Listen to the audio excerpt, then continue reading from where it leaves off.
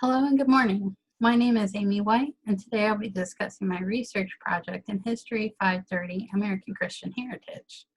My research project has been centered on the first Mother Superior of the Catholic Church in New France during the 17th century, Marie de la Incarnation, or Marie of the Incarnation. The religious mood of New France was lukewarm, with minimal direction or structure at this time, which resulted in a form of localized religious order. By 1603, the French had gained a permanent foothold in the New World that resulted in what was described as a close yet uneasy proximity to the Amerindian tribes of New France. The French desired to fold the Amerindians into a new society under one sovereignty of that of the monarchy of France by making all inhabitants of New France beholden to the King of France and therefore one people. They did this by creating new policies, encouraging female immigrants to increase population and marriages, as well as encouraging mixed marriages between colonials and Amerindians. Even using the tagline, "Our boys will marry your daughters, and we shall be one people." With the arrival of the Jesuits, stability was brought to the colony, and religious authority to New France was instilled.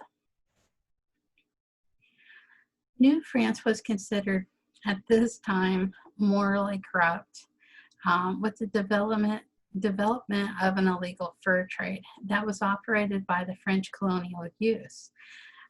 This created an atmosphere of immorality and crime, which seriously undermined the workers of the Catholic Church.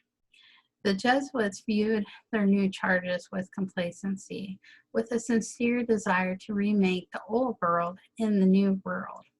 They wanted to do this by changing Amerindians to be more like them, more European. They felt that this was the only way for Amerindians to be capable of fully embracing and converting to Christianity.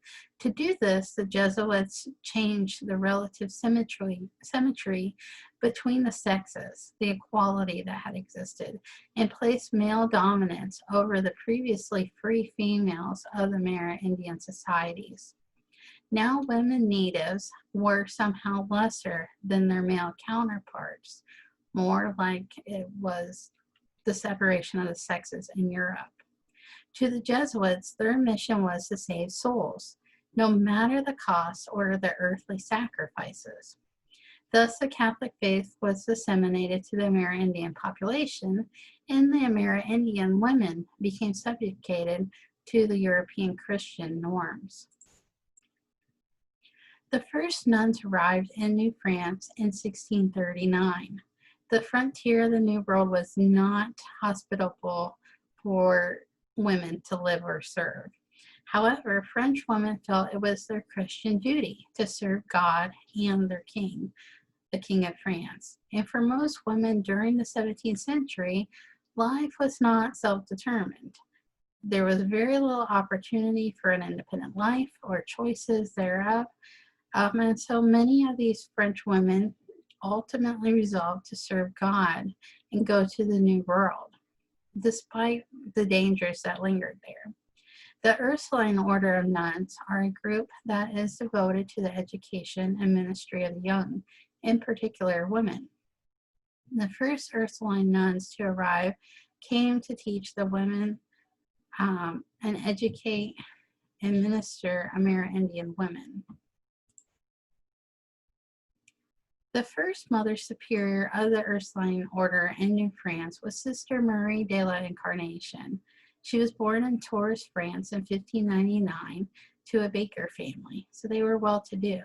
When Marie was just 6 years old, she had a religious vision where she saw Christ asking her to come serve him, and she began preparing for a religious life, knowing that she was going to service God and having that extreme devotion to the Lord.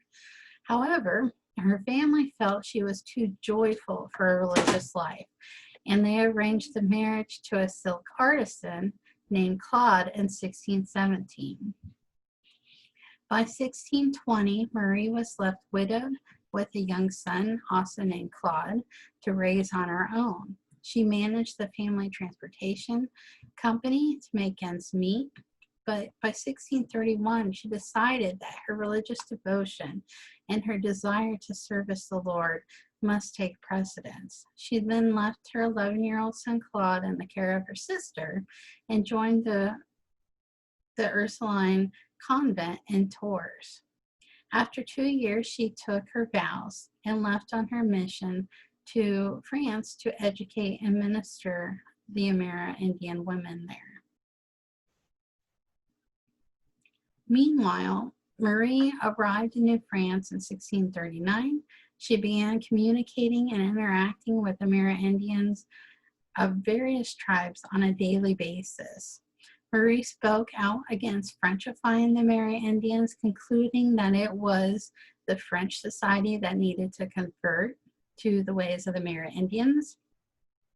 She disagreed with the conversion tactics used, saying that the Amerindians were quite capable in their current societies and cultures to embrace Christian religion. Prior to her departure to New France, Marie had dedicated herself to learning new languages of the Amerindians, learning up to 4 languages, and becoming so proficient she was able to teach the other nuns. During her service, she played a major part in writing grammars, liturgies, catechisms for the Amerindians to read and study and grow in their faith. Marie served 33 years in New France. She provided an uncensored viewpoint of the 17th century New France society, specifically in the lives of American Indian women of that period through her writings. She wrote to her son quite often, to her other family members and friends back in France. And after her death, her son compiled all these letters into a publication that really gives light to what it was like in New France from a woman's perspective and gave a voice to Amerindian women that is usually in other histories ignored. She made significant contributions through these writings. She's praised as an exceptional writer, linguist, anthropologist, educator, musician, artist, and even an architect, as she completed the plans for the convent there in New France. All of which she undertook with her innate Christian faith and devotion and servitude to the Lord in her service in New France. Thank you so much for listening. If you have any questions, please leave a comment down below, and just have a wonderful day. Thanks so much.